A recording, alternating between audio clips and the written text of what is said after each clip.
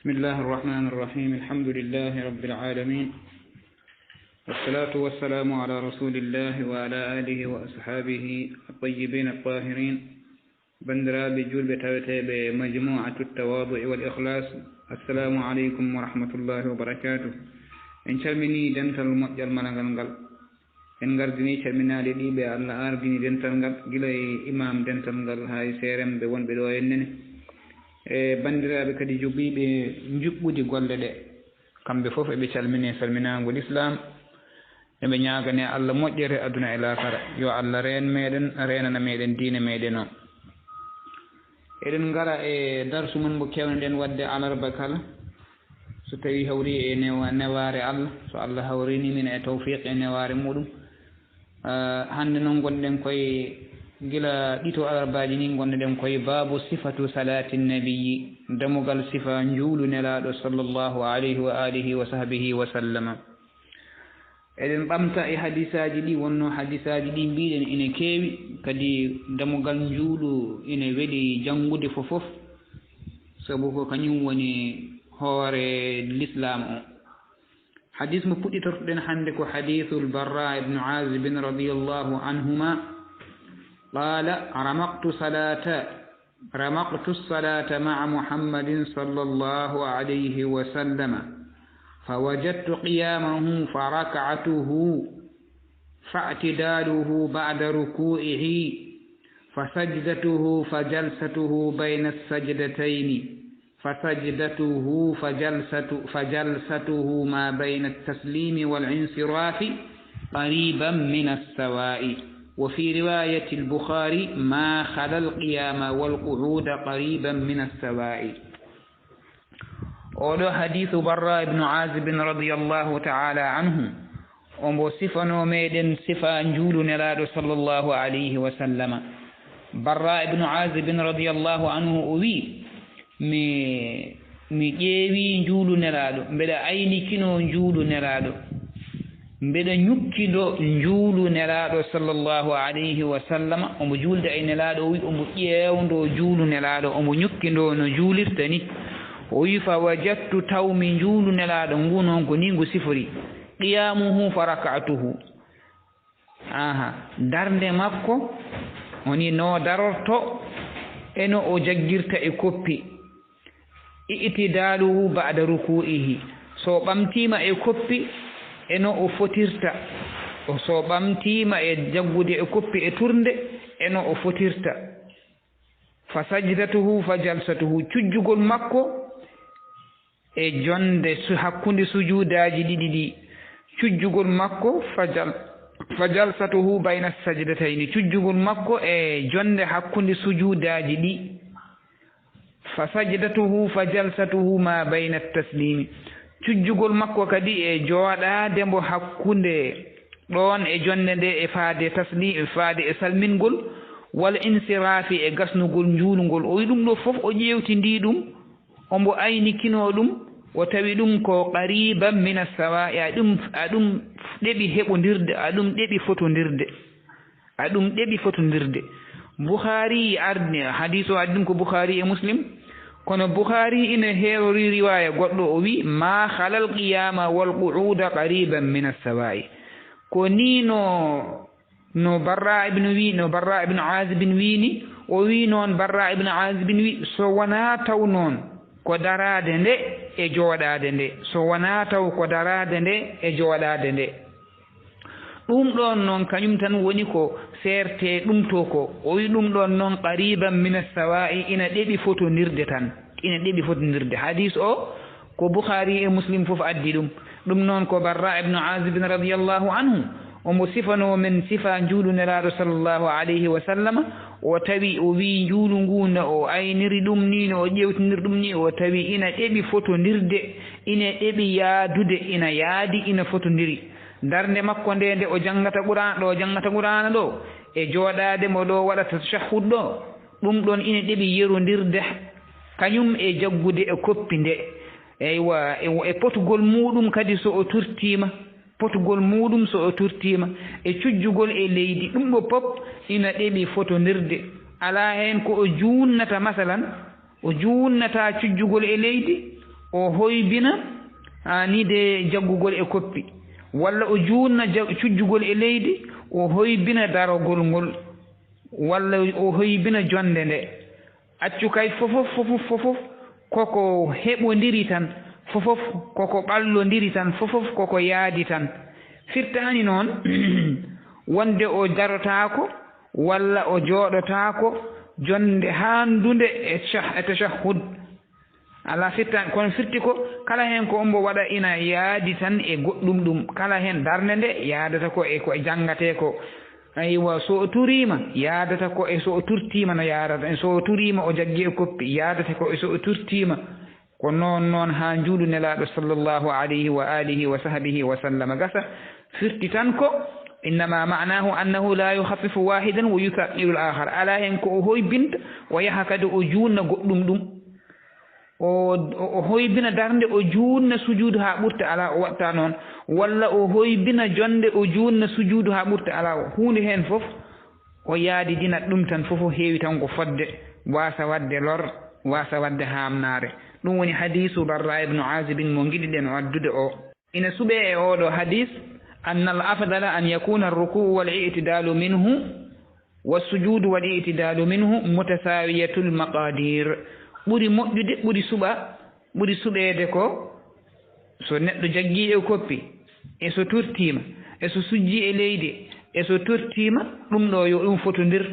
oto juut ha hen hunde wotere oto juut woppa ko heddi ko eɗen cumno kadi e hadise he anna alqiyama lilqira'ati waljulusa liltashahhudi al akhiri atwalu min gayrihima ina suɓe e oɗo hadis ina ɓulne e oɗo hadis wonde daranade janngude nde e jooɗanade tahiya nde ko kañum ɓurata juutde e ko wona ɗum ɗon daranade janngude sa darima aɗa janga masalan ko wayno suratul leyli en janga ko wayno suratul qiyami en ani de e so a jooɗima aɗa waɗa tahiya kadi tahiyawɗa hen ko juuti e yo ɗeɗo gueɗe ɗiɗe ɓurata juutde e ko woni e ko nandi e turade e leydi no sujja en e ko nandi e jaggude e koppi e ko nandi e sa turtima kadi e jaggude e koppi en ɗeɗo gueɗe ɗiɗi ɓurata juutde e ko heddi e juulu ko ɗum ko ɓulnugol tan an takuna salatu fi jumlatiha mutanasibatan eɗen ɓulno kadi e hadise he wonde juulu o poob e mbaadi kupti dindi foti wonde tan ko équilibre ina foti fotodirde tan wasa ɗuma wasa juutde ha ɓurta ɗuma raɓɓiɗa ha ɓurta eɗen ɓulno e hadise he subutu ɗumaninati fil i'tidal heɓidade woni deeƴre eɗo neɗɗo fotata ɗo sa turtima e koppi ma keɓindoɗa sa turtima e sujuud ma turtoɗa jottoɗa ha ɓandu ma fof terɗe ɗe garta ɗo gonnoɗo ha keɓindo mbasa woɗɗodirde ɗo mbasa darade aɗa diɓandu ma ina dilla en ɗum fof ko ɓulnete e hadis o naam alhamdulillah hadis dewɗo e hadisu Barra ibnu Azib ko an Thabit al-Bunani an Anas radiyallahu anhu qala inni la aalu an usalliya bikum kama kana rasulullahi sallallahu alayhi wa sallam yusalli bina qala Thabitun فكان أنس يصنع شيئا لا أراكم تصنعونه كان إذا رفع رأسه من الركوع انتصب قائما حتى يقول القائل قد نسي وإذا رفع رأسه من السجدة مكث حتى يقول القائل قد نسي رواه البخاري ومسلم أولو حديث تدد حديث ثابت البناني رضي الله عنه ووي أبو حبر غاغا أنس ابن مالك رضي الله عنه ووي أنس وي innino min de la alu ma mi tinno mi wappata haydara e ko kattanmi mi wappata haydara e ko mbawmi ha mi juulana mon hono no nelaɗo sallallahu alayhi wa sallam juulnirno min la alu mi welsinta ko haydara walla mi accata haydara walla ma mi tinno kaddi tinnogolam nde juulnanmi mon an usalliya bikum nde juulnanmi on kama kana hono ni no laatorino rasulullahi sallallahu alayhi wa sallam nelaɗo Allah yusalli bina ina juulnanno amen qala sabitin bunani o wi anas fakana anas noon laatinoma yasma'u shay'an anas ina waɗanno hunde la arakum tasma'unahu mi yiyata onon woɓɓe ɓe oɗon mbaɗa hono no waɗanno ni anas wonko waɗanno onon on mbaɗatano noon te anas juulni in wi ala ko accata haydara e sifa juulu nelaaɗo sallallahu alayhi wa sallam so wona jangin ɗum yimɓe holko anas waɗanno yimɓe ɓe mbaɗatano no sabit wi ni kana ida rafa ra'sahu anas laatinoma so o ɓamtino hoore makko nde min arruku'i e jabgude e koppi intasaba ombo foccotono o daro qa'iman ombo woni dariɗo yani o daro o coti hatta yaqula alqa'ilu o daro o wona ɗon o daro omo foti coti hatta yaqula alqa'ilu ha wooda biiɗo ɗan nasiya mataw ko jejjiɗɗo turata so ummi may ruku so ummi may jabgude e koppi o daro tan o focco o wiya cot o wona ɗon yimɓe ha wooda biiɗo mataw ko jejjiɗɗo sojjoyde wa ida fa'a ra'sahu so tawi kadi o ɓamti hoore makko nde minas sajdati e sujjugol yani so o sujji e leydi o jotti o wi allahu akbar o jottima o daro kadi o wona ɗon makasa o wona ɗon o deeƴa ɗon hatta yaqula alqa'ilu ha wooda biiɗo e juuloɓe he qad nasiya mataw ko jejjiɗɗo sujjoyde laawol gungol ɗum ɗo woni hadisu sabitin bunani omo sifano men sifa njuulu anas mo gandanɗa hoore ma wi ko ina tinno e ñemtinande men hono no nelaɗo sallllahu alayhi wa sallam juuliranno kono noon o haali heen geɗe ɗiɗe ɗe gandanɗa hoore ma ɗeɗo geɗe anas ina waɗanno ɗumen sabitinil bunani yiyano woɓɓe ɓe ina mbaɗa ɗum ɗen geɗe ɗiɗi de woni so tawi anas turtima e jaggude e koppi o daro coti hoore makko no hucciti dow asman ombo deeƴi ɓanndu makko fof ina deeƴi kono o wona ɗon ha yimɓe mbiye mataw ko jejjiɗɗo sujjoyde walla so tawi o sujji o jottima o daro coti kadi ha yimɓe ɓe mbiya mataw kanko ko jejjiɗɗo anide kadi sujjoyde laawol gongol o ɓooya heen alhamdulillah wadde oɗo hadis anas oɗo e hadis sabitini bunani eɗen ɓulno e makko fihi dalilun ala mashru'iyati tatwili alqiyami ba'da arruku'i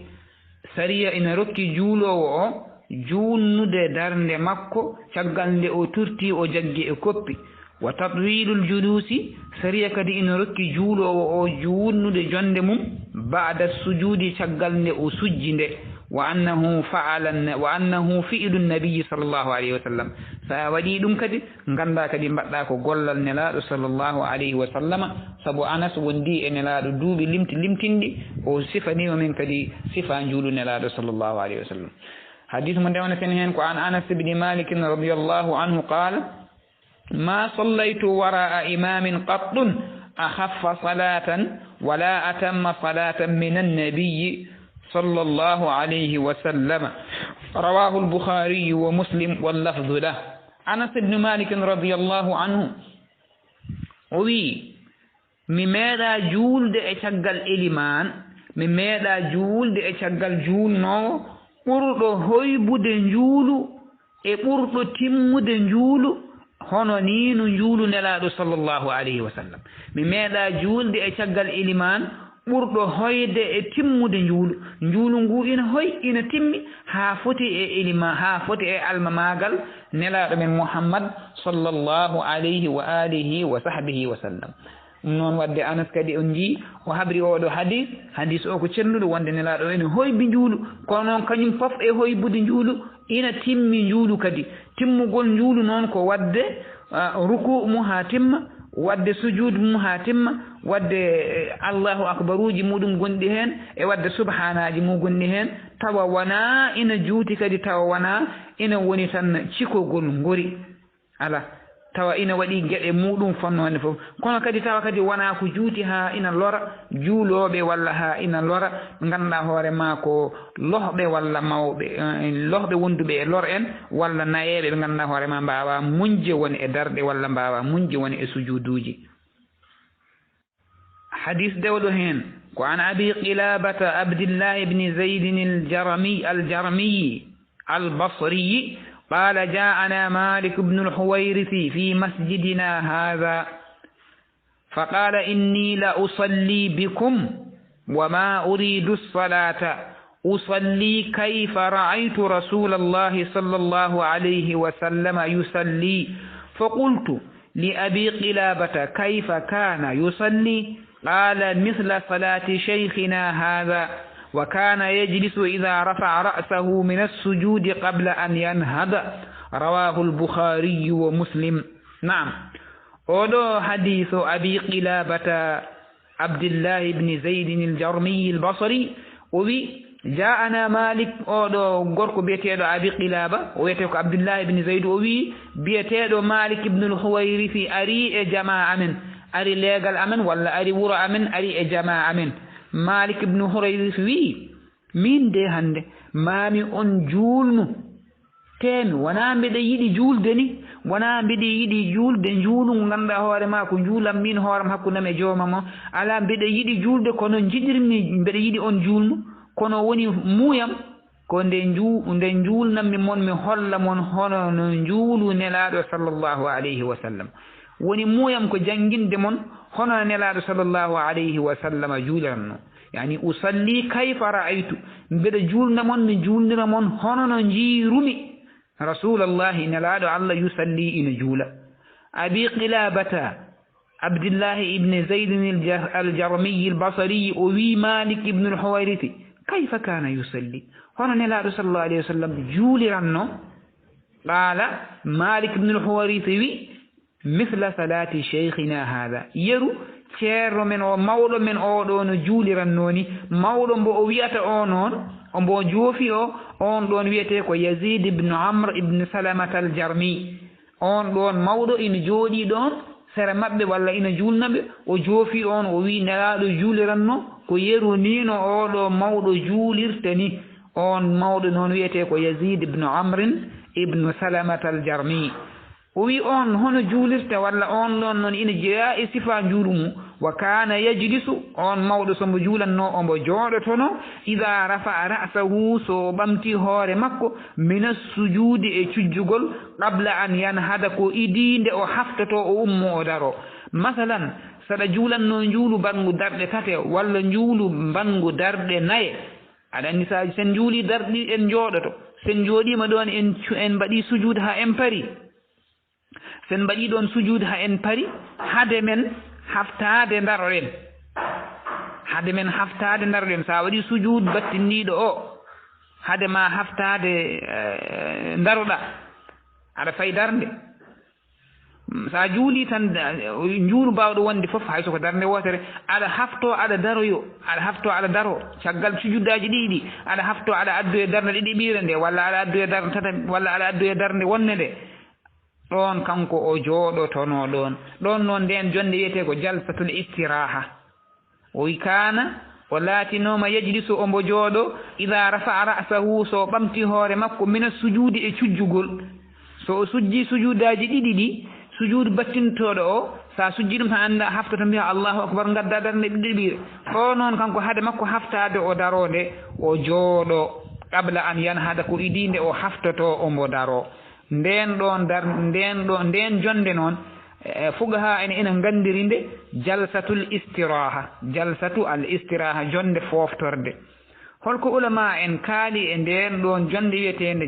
jonde istiraha al jalsatul musharu ilayha fi hada al hadithi hiya ma tusamma inda al ulama'i bi jalsatul istiraha jonde jofande ɗon nde ko jalsatul istiraha jonde foftorde wala khilafa indahum fi ibahatiha ulama en pop lurdani wonde konde mubah yani ende dagi ende moƴƴi wa innama al khilafu fi istihbabiha kono woni khilaf hakkunde mabɓe ko yiɗede nde e wasde yiɗede nde kono kamɓe ene moƴƴi kono est ce que ene yiɗa walla yiɗaka est ce que ende sohla ɗon walla ende sohlaka ɗon on gandi fuga saria ina woɗi konnguɗi ɗi ganduɗa hoorema ene wawi tawa eɗe pular kono eɗen cagga hen seeɗa mubah ko dagi istihbab ko yiɗa hono ɗeɗo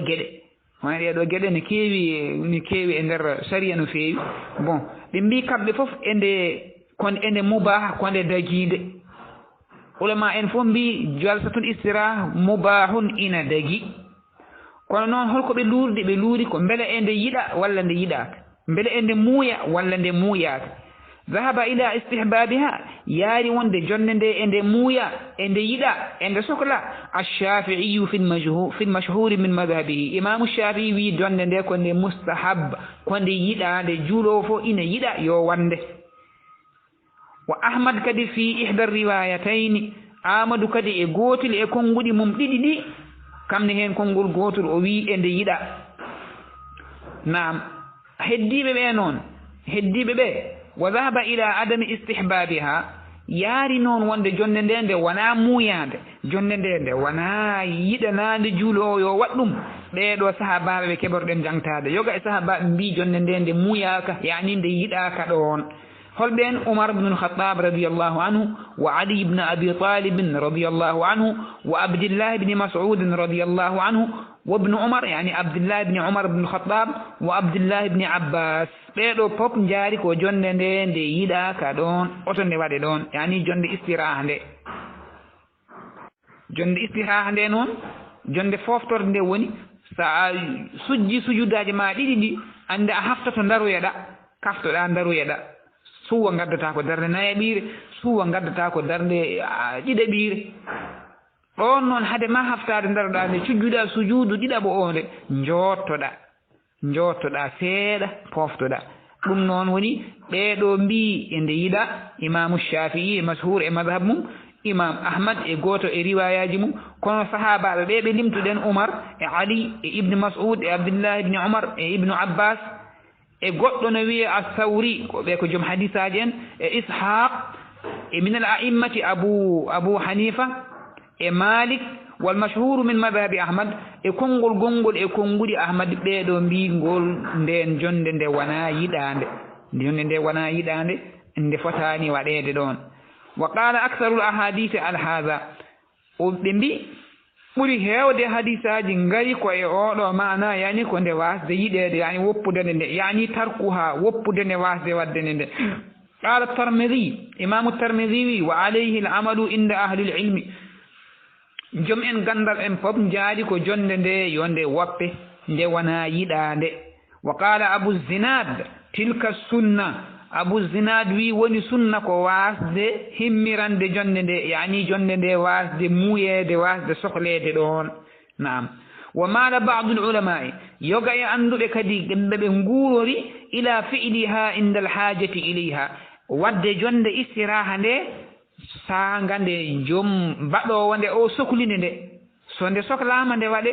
so nde sohlaka nde wasa waɗede honde nde sohlete min kibrin aw du'fin mawɗo yaaɗo ha mawni seeɗa ina wawi wadde jonde nde walla du'fin walla lohɗo suwa ko pawngal o wondi tension makko no beesi walla ko nandi hen on ɗon kañum ina wawi wadde nde ɓeɗo ɗiɗo ina mbawi wadde yani cohluɗon tan ina wawi wadde jonde nde mo sohlani o kañum sappa l'appel ko ina waɗa jonde nde ɗum noon ɓe mbi sa waɗi ni jam'an bayna al adillati nden maɗen ndendin hadisaji ɗi foof maɗen ndendin dalillaji baɗɗi ɗi e dalillaji kadi ɗi mbaɗa diwtuɗi ɗi qala ibnu qudamata fil mughni deftere wiyetede mughni fu deftere wande fayida no fewi to banggue saria wa hadha fihi jam'un bayna al akhbari so tawi ko mawɗo joom duuɓi walla so tawi ko gonduɗo e lohre ko wayno pawngal walla tension mumen gonduɗo e gantu tan ɓeɗo ina mbawiɗe wadde heddiɓe ɓe mbasa wadde ɗum ɗo o wi ko rendinde kabaruji e wonde hakkude konguɗi ɗiɗi ɗon ko ibnu Qudama te deftere makko wiyetendo al mughni ɗum noon wadde jalsatul istiraha eɗen ɓulno e hadisaji he jalsatul istiraha ko jalsa mo ganduɗa hoorema daguiɗo wadde ina yiɗana wadde ɗum joom haaju tan joom haaju ina yiɗana ɗum wadde sagata lembo walla mbo ala haaju e foftade on ɗon sohlani ko ina adda jalsatul istiraha ko ɗum woni ko ɓulnuɗen e oɗo hadis place mayre kadi holto woni jalsatul istiraha hoto watte inna mawdi'aha inda nuhudi min as-sujudi ila al-qiyami place muɗum konde neɗɗo o haftoto e sujude muɗum battindiɗo o saɗa sujja sujudaji ɗiɗi cujjata sa sujji sujude battindiɗo no kaftoɗa aɗa daro hadema darade nde ko ɗon joɗotoɗa jalsatul istiraha ko ɗon woni place muɗum kadi fandita e jalsatul istiraha ko foftade seeɗa caggal nde li bu'di sujudi min al qiyam caggal hakkude sujude o e darna nde ina woɗɗodiri seeɗa ɗon poftoɗa ɗon seeɗa ko ɗum tan woni ko fandita e jalsatul istiraha ɗum tagi suqaha e nder ɗum ko jalsatul istiraha jonde foftorde عن عبد الله بن مالك بن بحينة رضي الله عنه أن النبي صلى الله عليه وسلم كان إذا صلى فرج بين يديه حتى يبدو بياض إبطيه رواه البخاري ومسلم عبد الله بن مالك بن بحينة بيتيدنون رضي الله عنه يوبليد الله ون مالك بن بحينة عبد الله بن مالك بن بحينة ووين لا صلى الله عليه وسلم كان ولاتنوم إذا صلى ستوي أبو جولة فرج بين يديه وسير حكوند جود مكوده يعني سوجي وسيرنت حكوند جود مكوده وناتنتا جود دي نر حكوند ريدو مكو إبو مكوده تاكو تونتن ونيوفو على وسيرنت دي حتى يبدو حافين بياض إبطيه دنيري نافد مكو يعني وسيرنت wala nya juude makko de ha ngannanda hoore ma ƴeewo fof so ƴeewi ina yiya naafde makko de ɗum woni sifa njuulunelaaɗo sallllahu alayhi wa sallam ina e oɗo hadis dalilun ala istihbabi hadihi l hay'ati fi sujudi ina moƴƴi e saɗa sujja mbaɗa hono ni ɗum woni goɗɗodira bu'e maɗe e juuɗe maɗe juuɗe ɗe goɗɗo bu'e ɗe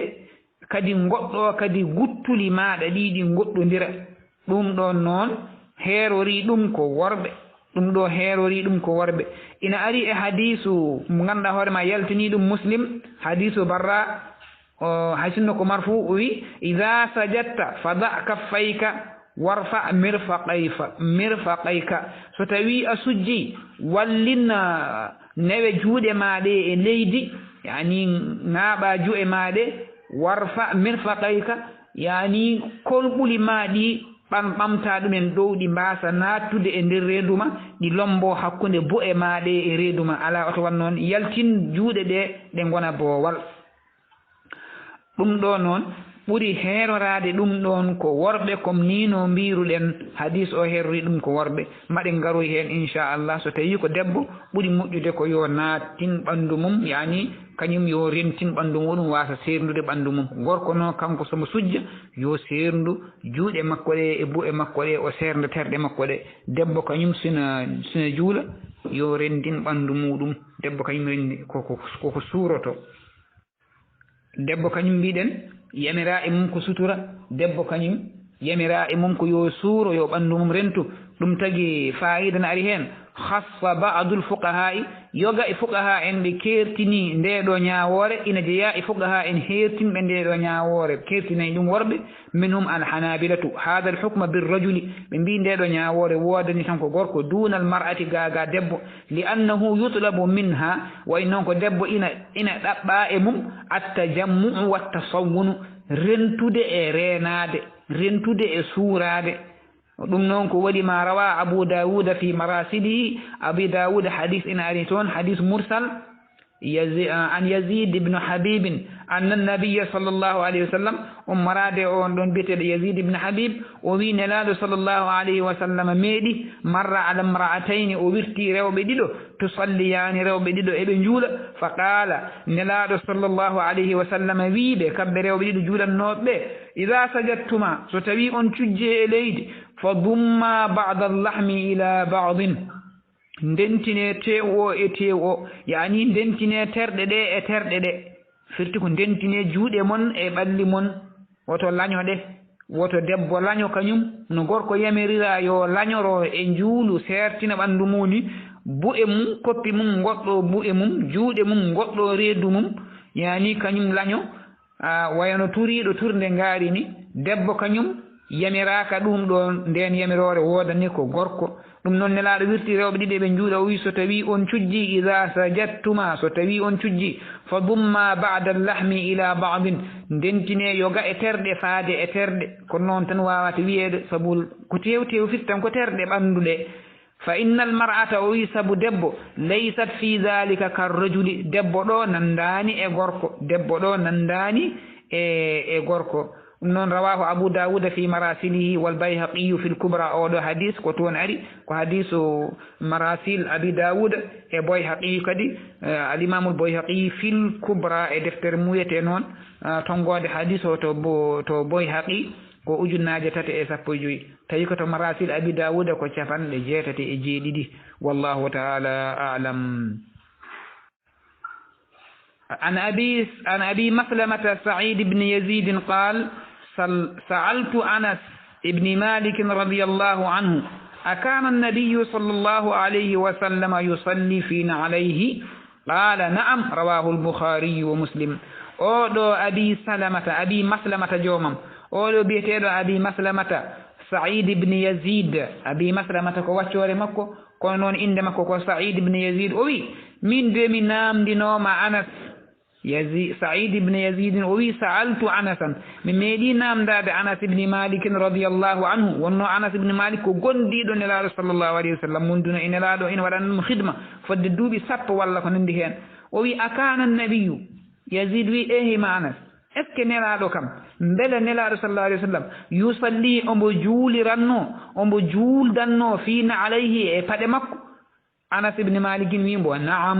eyi kay nelaɗo no juuldanno e paɗe mum. ɗum noon wadde sariya en gandi juuldude e paɗe ko sunna nelaɗo sallllahu alayhi wa sallama ombo juuldanno e paɗe he enenne eɗen mbawi ƴettude hen saabu ko nelaɗo sallllahu alayhi wa sallama woni ñemtinorgal meɗen yo taw tan paɗe ɗe eɗe laaɓi kadi ko ɗum sunna nelaɗo sallllahu alayhi wa sallam. ɗum noon ina ɓulne e oɗo hadis istihbabu salati fi nalayn yiɗede juuldude e paɗe hayso kana min fi'li nabi sallallahu alayhi wa sallam ɗum ko e gollal nelaɗo sallallahu alayhi wa sallam jeeyano jawazu dukhul masjidi bihima ba'da tanzifihima min al aqdari wal ajnas dagade nannude paɗe ɗe e jamaji so tawi kay paɗe ɗe eɗe laɓɓina e soɓe eɗe laɓɓina e kala ko woni tuundi. ɗum noon mbeɗa anndi so waɗama e jamaji men ɗi kam sa renaki jomum tawi arno ko julde hotata kono safro hotata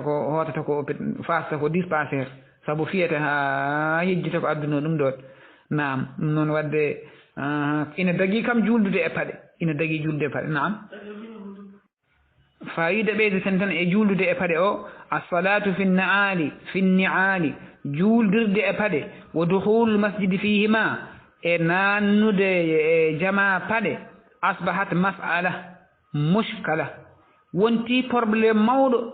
fa sunnati nabiyi sallllahu alayhi wa sallam sunna nelaɗo sallllahu alayhi wa sallam sarihatun bi jawazi dhalika bal bistihbabihi sunna nelaɗo sallllahu alayhi wa sallam ina leeri hanande midi e juuldirde e paɗe walla nannirde paɗe jama. kono noon ko ɗum probléme comme no mbiɗen nane ni kala hande nannuɗo e jamaji he paɗe ene ɓorni ɗum hay sunnde paɗe ɗe kono hay soko sarena hay soko kawase sa nani yimɓe nefete ga ala ko haali paɗe. Naam wa annahu min as-sunnati ɗum noon jeeya ko e sunna allati yambagi muhafadatu alayha ko e sunna nelaɗo pop ina foti renede sunnaji nelaɗo pop ina foti aynede faqad qala sallllahu alayhi wa sallam nelaɗo sallllahu alayhi wa sallam haali fima rawahu Abu Dawud an Shaddad ibn Awsin e hadis mo ganduɗa hoorema Abu Dawud yaltini ɗum e sunan mum tawi o itti ɗum o habri hadis o ko Shaddad ibn Aws khaliful yahuda hadis o ko ni ardi khaliful yahuda lunɗo ɗe yahudu en fa innahum la yusalluna fi ni'alihim kamɓe ɓe juulirta paɗe maɓɓe ɓe juuldata e paɗe maɓɓe wala khifafihim ɓe juuldata kadi e huffeje maɓɓe. khalifu nelaɗo sallallahu alayhi wa sallam wi o yimɓe luundo yahude en saabu yahude en juuldata e paɗe juuldata e khifaf hadis o rawahu Abu Dawud. wa qala sallallahu alayhi wa sallam nelaɗo sallallahu alayhi wa sallam kadi wi fima akhrajahu Abu Dawud aidan e hadis Abu Dawud kadi goɗɗo an Abi Sa'id al-Khudri oɗo noon sahabiyanke kabruɗo hadis o ko Abi Sa'id al-Khudri wadde hadisaji ko ɗiɗi o to ko Shaddad ibn Aws oɗo noon ko hadis Abi Sa'id al-Khudri kono kanji fof sa yi sunan Abi Dawud ma tawɗi toon. Naam tongode majji gadana o ko 650 batniɗo ko 650 kanji tan deggodiri. ida jaa ahadukum nelaɗo sallallahu alayhi wa sallam wi e hadith Abi Sa'id o so tawi goto mon ari al masjida ida jaa ahadukum al masjida so tawi goto mon are e jama falyanzur yo ndar fa in ra'a fina alayhi qadaran so tawi o yi e paɗe makko he soɓe aw adan walla ko ina lorla falyamsahu yo mumtu ɗum yo mumtu ko soɓe o yo mumtu soɓe o walla ko gañata ko woni e paɗe he kala ko feewa ko moƴƴani e paɗe he yo mumtu ɗum naam wal yusalli fihima allahu akbar nelaɗo wi wal yusalli yo juuldir e majje wal yusalli fihima yo juulde e paɗe makko ɗe allahu akbar hadis nelaɗo sallallahu alih w sallam ɗum woni mbiɗen wadde hande juuldude e paɗe walla nannude paɗe e jama ɗum wonti probléme mawɗo ko probléme mawɗo balni hande sa yiyama aɗa juula hayso koye janayseji he aɗa ɓorni paɗe tan yimɓe mbiyatma ko guite sut cikkatama taw ka garɗo safitade janayse o ene neegui ni tawi koreji jani joom janayse men neegui duñjam mbima ya waɗɗu ɗon an a arani julde ma e ɗumen garɗa ko safitade kono noon ko famdude ko andi e sunna tan ɗum ko famdude goram ko andi e sunna tan ndeysan rahmahullah yo Allah yurmo yaafo ceernam goram jangguinannoɗumi qur'ana o yo Allah yurmo ɗum yaafo ɗum wadde ɗum e ma e malade o meeɗi o ari goram salmindemi o tawi e suudam deftere mbe jogui ndeɗo deftere tan ne janggaten hande goram o hippiti ngal ɗo damugal o hippiti tan o hawri koye ngal ɗo damugal o yi assalatu binni'al o jangi hen mi ronki ɗum yejjidde goram tan o yi e Moussa i ɗum de ko hadis mbimi aha ko hadis o yi paɗe no julde mbimi aha o wi tan o suumi junngo e hunduko pourtant ko joom lijjaɓe goram de no ɓurano mbawa ɗum ɗo kono o wi o meeɗa ɗum yiide kanko e sariyaji Fouta he o meeɗa ɗum ɗo yiide mbimi aha ko noon goram aha ko hadis celluɗo de hadisaji de nan ɗon e kaaɗi hen haalde ina kaaɗi hen ha heewi juldude paɗe ina dagui ɗum jaakimo noon ɗum jaakimo ha o nawti laamu to Allah goram ila gayri dhalika min annusus sarihati sahihati fi mashruiyati salati fihima e hadisaji goɗɗi kadi ina ngari ha keewi ɗi gona ɗiɗo tan taw ko celluɗi tawa kadi ko jamiroji yo en selli juldude e paɗe tawi kay paɗe ɗe eɗe laaɓi tawi kay paɗe ɗe eɗe laaɓi ɗum ko hunde ko e sunna nelaɗo sallllahu alayhi wa sallam baraɗo joni ko hunde kadi fonde wattede haqqille alhamdulillah amma al ammatu noon walla yoga e almuɓɓe waɗoɓe intisaɓe e ilme so ɗum ɗo haalama mbiya ina beññidoroma ina dukidira e maɗa mbiya wonde ɗum ɗo so neɗɗo yimɓe gurni oɗo sunna ko wurtinde ani hunde nde gandanɗa hoore ma koko foti deƴƴede so tawi hay sinno a haalaniɓe ɗiɗo hadisaji ɓe mbima ɗum ɗo ko fi waqtin duna waqtin gadda tan hujjaji tan ɗi ngala hoore ngala laaci mbima ɗum ɗo ko e saaha mum wonno e jamanu muɗum wonno jamanu nelaɗo wonno wona jamanu jooɗi elle ha mbiyama taw sharia nelaɗo sallallahu alayhi wa sallam o ko on sharia gonnoɗo nden o wawa yaade joni elle ha ma taw ko noon ɓe mbiyata konguɗi mabɓe elle mbiyata ma taw ko sharia Muhammad sallallahu alayhi wa sallam ko gonnoɗo nden o wawa wurde joni on yaadani e joni tawi noon ɗum ɗo ko sharia nelaɗo sallallahu alayhi wa sallam ko sunna mum goɗɗo guurɗo kadi ko tabiɗɗo so tawi sharia nelaɗo sallallahu alayhi wa sallam tabiti tan ɓuuri moƴƴude ko rewde ɗum mbaɗa walla mbasa wadde kono kam ko sharia nelaɗo sallallahu alayhi wa sallam wal munasibu anna man arada ittiba'a sunnati fi dhalika wa fi ghayrihi mimma tarkuhu aw fi'luhu la yamussu jawhara al islami an yunzara ɓuri tan sellude nde kala jiɗɗo wadde hunde walla jiɗɗo accude hunde tawi ko e l'islam yo ndaare tan yo ndaare ko yiɗi wadde ko walla ko yiɗi accude ko yo ɗum peese e peesogol sharia yo ɗum peese e sharia islam fa in kana fi'luhu aw tarkuhu bi sababi fitnatin so tawi woppudema ɗum nde o woppiri ɗum walla o waɗiri ɗum ko sababu nde hulde fitina mawɗo jibinowo ɗum ɗo ɗum ɗon koye maslahaji jeeya ɗum ko e maslahaji jeeya sharia ɓuri moƴƴude e diine l'islam ɓuri neɗɗo ɓurɗo moƴƴude e diine l'islam fof ko diwtowo fitinaji e hakkude julɓe gonga juldude paɗe ina moƴƴi kono so tawi a yananama sa juldiɗo e paɗe ina jibina fitina bonɗo ha wonta haareji walla a nanni paɗe jama ina jibina fitina bonɗo goppirɗa ɗum ɗon an kay a waɗi da'awa a waɗi ko moƴƴi ko ɗum woni ko wadde ko moƴƴi naam dar'ul mafsadati ruttude saɗende nde dar'ul mafsadati taw ko mafsada rajiha noon mafsada ganduɗa hoore ma ko musiba mbo laaɓaɗa ma woot woppude ɗum nde kañum ardinte e jalbul maslahati e addude maslaha ngaren e hadith dewdo hen on jaafo dum mi junnima yo ngal do damal an abi qatadah al-ansari radiyallahu anhu anna rasulullah sallallahu alayhi wa sallam kana yusalli wa huwa hamilu umamata binti zainab binti rasulillah sallallahu alayhi wa sallam wa li abi al-aas ibn ar-rabi ابن عبد شمس فإذا سجد وضعها وإذا قام حملها رواه البخاري ومسلم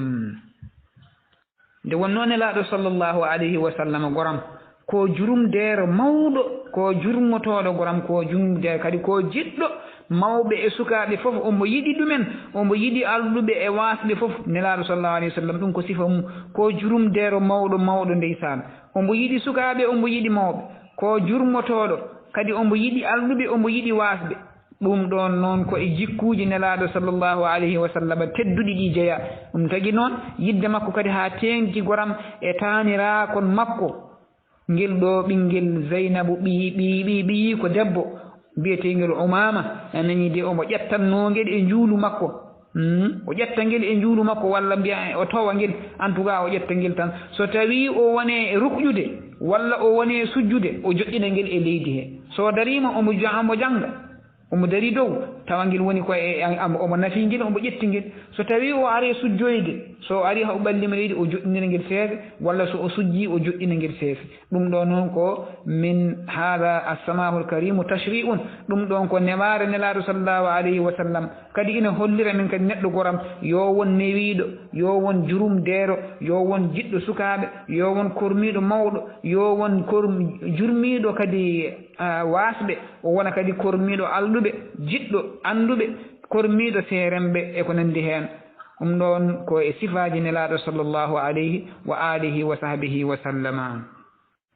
oɗo hadis holko anduɓe kaali heen awrada ibnu daqiq al id biyeteɗo noon o addi ta'wilaji kewɗi e oɗo hadis fi sharhi hada al hadis omo yiɗi firtude oɗo hadis o addi hen ta'wilaji kewɗi naam won hen ta'wilaji ɗi o wi wonde hadis o ko mansukh won hen goɗɗi o wi hadisaji ɗi ko mahsus mansukh woni ko nuskaɗi o wi oɗo hadis ko nuskaɗo o addi kadi yiyande wonde kadi o wi hadis o ko mahsus yani ko heerori tan ko nelaaɗo sallllahu alayhi wa sallam o addi kadi yiyande wonde o wi hadis o ko darura ɗum ko ɗum darura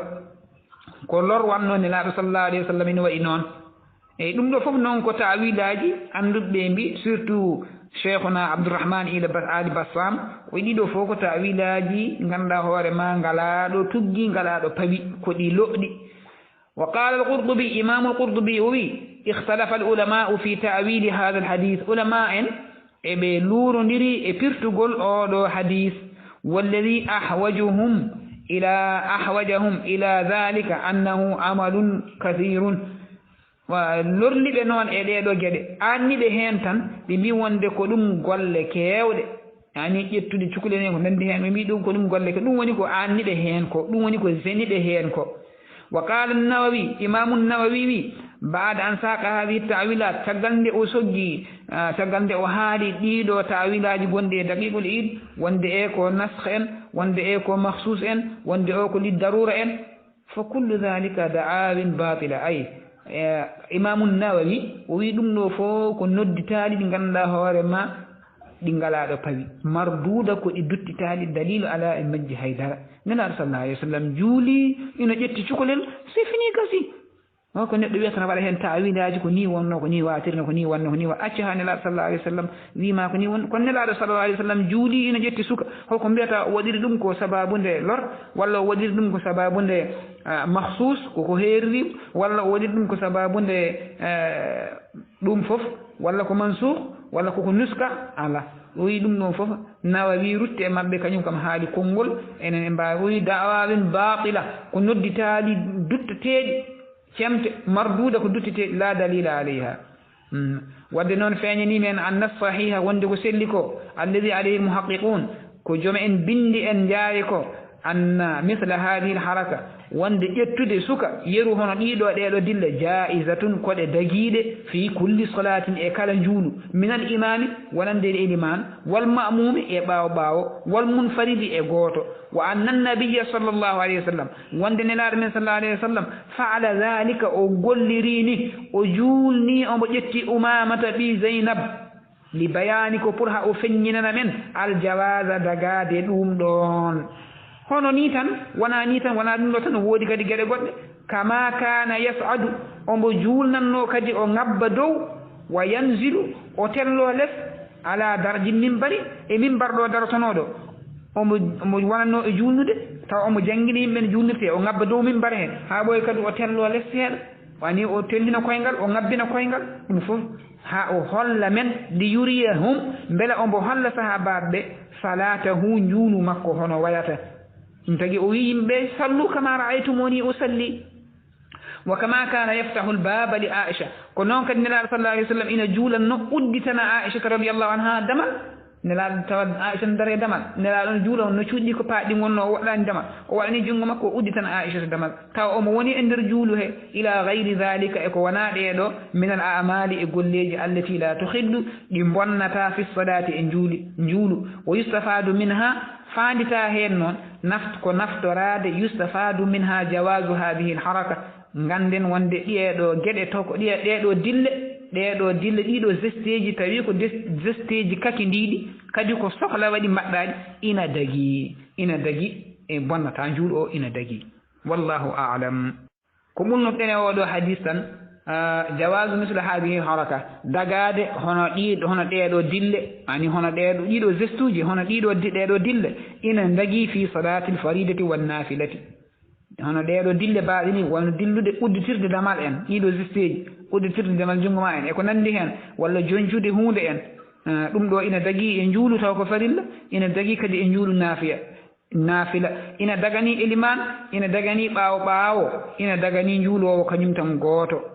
naam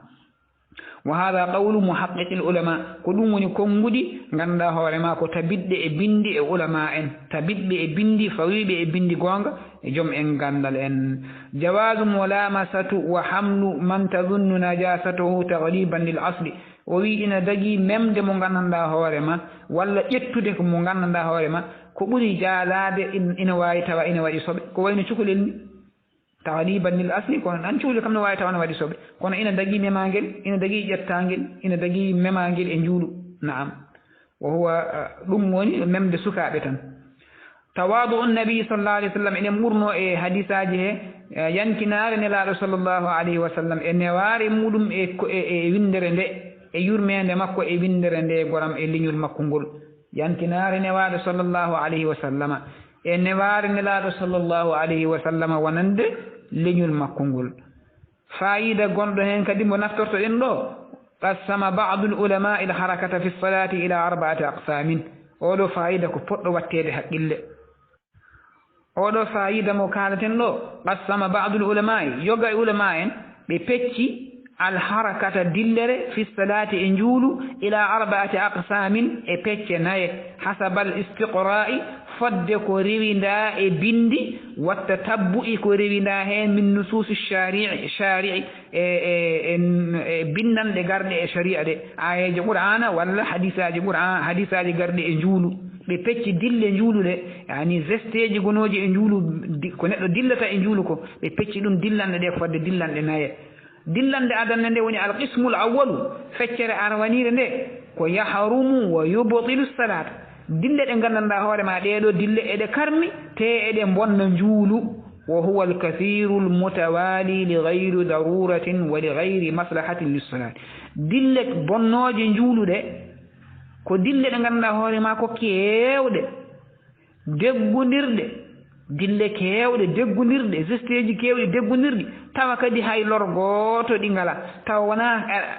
sohlaka njuulu o sohlaniɗi tawa wona maslaha njuulu o sohlaniɗi ɗeɗo dille ɓe mbiɗeɗo soɗe kewiɗe ɗum ni koɗe bonnoje njuulu naam feccere ɗiɗi mire nde ko qismun yukrahu fi salati wala yubtiluha feccere heddinde ko dille ɗe nganndanɗaa hoore ma harakatun dille ɗe nganndanɗaa hoore ma yukrahu ko ɗe gañaaɗe fi salati e ndir njuulu kono noon wala yubtiluha kono noon kanji fof e añeede e ndeer njuulu kono noon ɗe bonnataa njuulu o naam wa hiya wa huwa alyasiru ɗen ɗon dille noon ngoni dille tawa ko ɗe seeɗa li gayri haajatin kono noon tawa ɗe cohlaaka dille seeɗa ɗe cohlaaka eɗe gañaade ɗe bonnata njuulu mimma laysa li maslahati salati tawa kadi maslaha njuulu ala e majje ko wayno kal abasil yasiri bisiyaade ko wayno wonde jaggude comci mum ina fijira comci mumen walla ina fijira ɓanndu mumen e ko nanndi heen ɗeɗo geɗe so tawi koɗe seeɗa ani de ɗe bonnata njuuɗu kono kam koɗe gañaaɗe ko wayno fijirde wutte mumen jagga heen ene tellina keɓal wutte na fatira ga walla ne fijira ɓanndu mum ne jagga e waare mum ne wattani geɗe baaɗe noon so tawi koɗe seeɗa ɗe ndi eɗe gaña kono ɗe bonnata njuuɗu wayi noon ko munafin lil khushu'i eɗe gitta kulol Allah kanje kodi munafin lil khushu'i eɗe usta kulol ɗaɓɓol ngol e njuulu ngol te kadi haaju a sohlani ɗe wala haajata tad'u ilayhi hay haaju gooto a sohlirani wonde ɗo aɗa jagga e wutte ma aɗa fijira ɗum walla aɗa jagga e waare ma aɗa fijira ɗum walla hono noon ɓe mbi haaju ala heen kadi ina usta kadi ko mbatta tarkise ko mbatta